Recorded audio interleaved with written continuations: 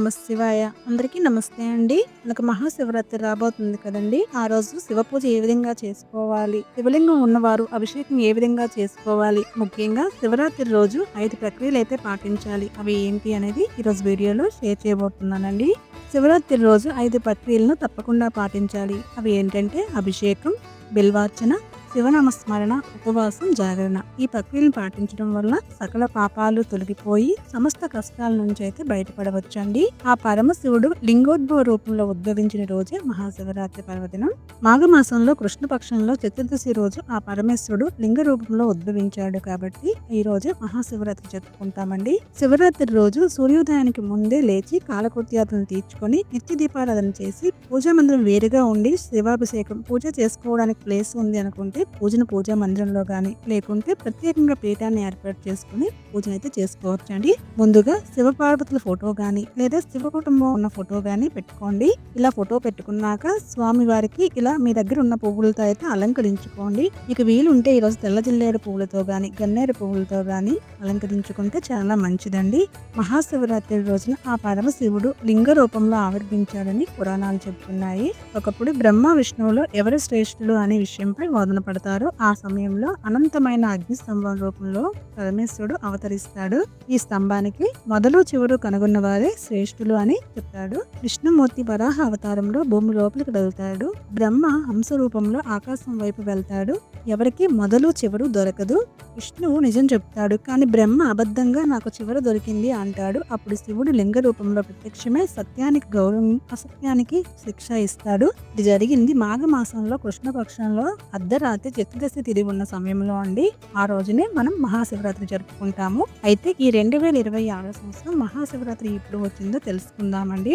మహాశివరాత్రి ఎప్పుడు వచ్చిందో తెలుసుకునే ముందు చతుర్దశి తిథి ఎప్పటి నుంచి ఎప్పటి వరకు ఉందో తెలుసుకుందాము. 2026 ఫిబ్రవరి 15 ఆదివారం సాయంత్రం 5:05 ప్రారంభమై ఫిబ్రవరి 16 సోమవారం సాయంత్రం 5:34 వరకు అయితే చతుర్దశి తిథి ఉందండి. ఫిబ్రవరి 15 ఆదివారం అర్ధరాత్రి చతుర్దశి తిథి ఉంది కాబట్టి ఆ రోజే మనం శివరాత్రి జరుపుకుంటున్నామండి. కాబట్టి మహాశివరాత్రి ఫిబ్రవరి 15 ఆదివారం అయితే జరుపుకుంటున్నాము.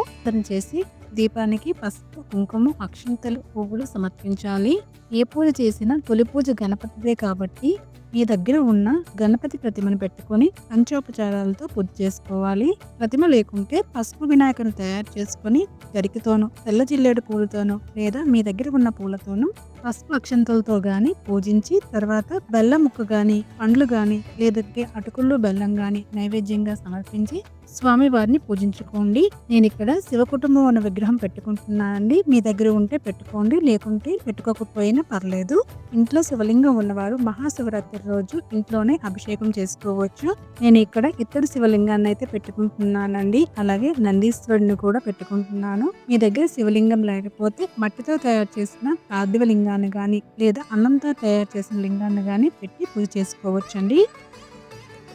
ఇలా పార్థివ శివలింగాన్ని కానీ లేదా అన్నంతో తయారు చేసిన శివలింగాన్ని కానీ పెట్టుకుంటే అభిషేకం చేయడం అయితే అవ్వదు. కాబట్టి ఆ శివలింగాన్ని పెట్టుకుంటూ ఒక రుద్రాక్షను తెచ్చుకొని రుద్రాక్ష రూపంలో స్వామివారిని అభిషేకం అయితే చేసుకోవచ్చండి. ముందుగా స్వామివారికి గంగా జలంతో అభిషేకం చేసుకోవాలి. తర్వాత పాలు, పెరుగు, నెయ్యి, తేనె, పంచదార ఒక్కొక్కటిగా సమర్పిస్తూ ఓం నమశివాయ అనే పంచాక్షరి మంత్రాన్ని పఠిస్తూ అభిషేకం చేసుకోవాలండి. ఇలా అభిషేకం చేసిన పంచామృతాలను తీసి పక్కన పెట్టుకోండి. పూజ పూర్తయిన తర్వాత వాటిని ప్రసాదంగా స్వీకరించవచ్చు. తర్వాత మీరు ఏ ఏ ద్రవ్యాలు తీసుకుంటున్నారో వాటన్నిటితో స్వామి వారికి అభిషేకం చేసుకోవాలి. గంధం నీళ్లు, విభూది నీళ్లు, గరిక కలిపిన నీళ్లు, బిల్వదళం వేసిన నీళ్లు, చెరుకు రసము, పండ్ల రసాలు, కొబ్బరి నీళ్లతో, పండ్ల ముక్కలతో మీ వీలుని బట్టి అభిషేకం చేసుకోవచ్చండి. ఏమీ లేకుండా మంచి నీళ్లతో ఓం నమశివాయ అని కూడా అభిషేకం చేసుకోవచ్చు. నేను ఇక్కడ పండ్ల రసాలతోని పండ్ల ముక్కలతోని అభిషేకం చేసుకున్నానండి. తర్వాత గంధం కలిపిన నీళ్లతోనూ విభూది నీళ్లతో కూడా అభిషేకం చేస్తున్నాను. మిగతా ద్రవ్యాలు గంధం నీళ్ళతో కానీ విభూది నీళ్ళతో కానీ లేకుంటే గరిక కలిపిన నీళ్ళతో కానీ ఇలా అభిషేకం చేసినప్పుడు అవన్నీ తీసి పక్కన పెట్టుకొని వాటిని తమలపాకు కానీ లేకుంటే ఒక మామిడాకును కానీ వేసి ఇల్లంతా చల్లుకుంటే మంచిదండి. మిగిలిన వాటిని ఏదైనా చెట్టు మొదట్లో వేయండి. మహాశివరాత్రి రోజు ఇలా అభిషేకము 4 జాముల్లో చేసుకోవాలండి. ఒక్కొక్క జాములో చేసే అభిషేకానికి ఒక్కొక్క ప్రత్యేకత ఉంది. మొదటి జాము సాయంత్రం 6:30 నుంచి 9:30 వరకు ఈ సమయంలో అభిషేకం చేస్తే పాపనాశనం అంటారు. రెండవ జాము రాత్రి 9:30 నుంచి అర్ధరాత్రి 12:30 వరకు ఈ సమయంలో అభిషేకం చేస్తే ఐశ్వర్య ప్రాప్తి. మూడవ జాము అర్ధరాత్రి 12:30 నుంచి తెల్లవారి 3:30 వరకు ఉంటుంది. ఈ సమయంలో అభిషేకం చేస్తే జ్ఞాన వృద్ధి. నాలుగవ జాము తెల్లవారుజామున 3:30 నుంచి ఉదయం 6:30 వరకు అండి. ఈ సమయంలో అభిషేకం చేస్తే మోక్ష సిద్ధి. అదేవిధంగా మహాశివరాత్రి రోజు అర్ధరాత్రి సమయంలో అభిషేకము పూజను ఆచరిస్తారు. దీనిని నిశ్చితకాల పూజ అంటారు. నిశ్చితకాల పూజా సమయం ఫిబ్రవరి 15 ఆదివారం అర్ధరాత్రి 11:55 నుండి 12:56 వరకు అండి. ఈ సమయంలో చేసే అభిషేకము పూజ అత్యంత మహాపుణ్యకరము.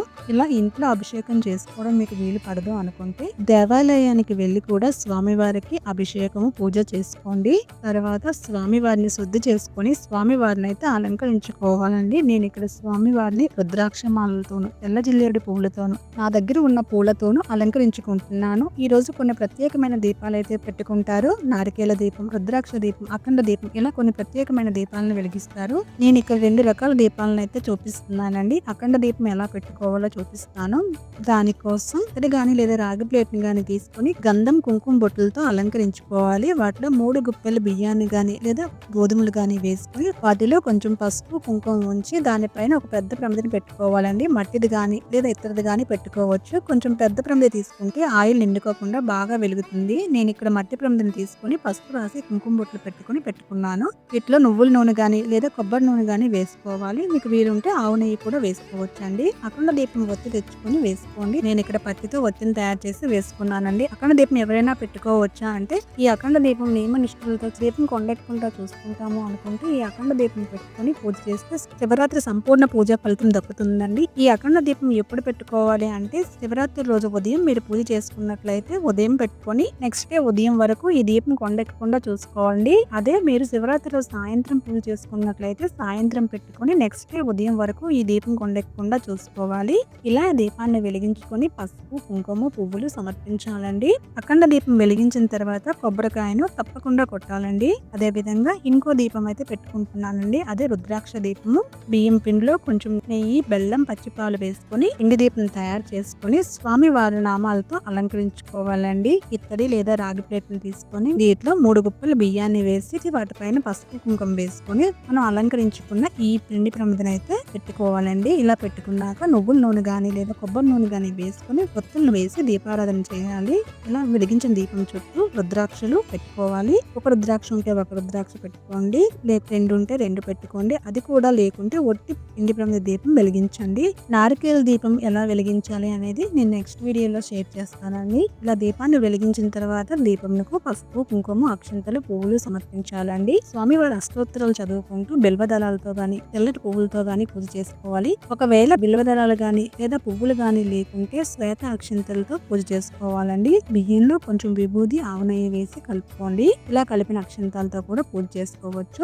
బిల్వాష్టకము, లింగాష్టము, అమ్మవారి అష్టోత్తరము చదువుకోండి. ఏమి చదవలేము అనుకుంటే ఓం నమ శివాయ అనుకుని కూడా పూజ చేసుకోవచ్చు. ఇలా స్వామి వారిని అన్ని ఉపచారాలతో పూజ చేసుకోవాలి. ఉపవాస విరమణ ఎలా చేయాలి అంటే ఫిబ్రవరి 15వ తేదీ ఉదయం నుంచి ఉపవాసం ఉండి 4 జాములు స్వామివారి అభిషేకము పూజలు చేసిన తర్వాత మరుసటి రోజు ఉదయం అంటే ఫిబ్రవరి 16 సోమవారం రోజున ఏదైనా ప్రసాదం స్వీకరించి ఉపవాసము జాగరణ విడవాలండి. ఉపవాసం ఉన్నవారు పగట సమయంలో కూడా నిద్రించకూడదండి. ఒకవేళ ఉపవాసము జాగరణ చేయలేము అనుకున్న వారు మహాశివరాత్రి అర్ధరాత్రి లింగోద్భవ సమయం వరకు మెలకువతో ఉండి తర్వాత జాగరణ విరమించవచ్చు. కటికి ఉపవాసం చేయలేము అనుకున్న వారు పాలు పండ్లు తీసుకుని కూడా ఉపవాసం ఉండవచ్చండి. మీ ఆరోగ్యం సహకరించిన మేరకు మాత్రమే ఉపవాసం జాగరణ చేసుకోండి. ఉదయం నుంచి పూజ చేయలేకపోయినా 4 జాములైనా పూజ చేసుకోండి. ఇలా శివరాత్రి రోజు ఈ 4 జాముల్లో పూజ చేసుకున్నా కూడా మహాపుణ్యఫలం కలుగుతుంది అని మన పురాణాలు చెబుతున్నాయి. పూజను పీఠం ఏర్పాటు చేసుకున్న వాళ్ళు చివరి జాము వరకు పూజ చేసుకొని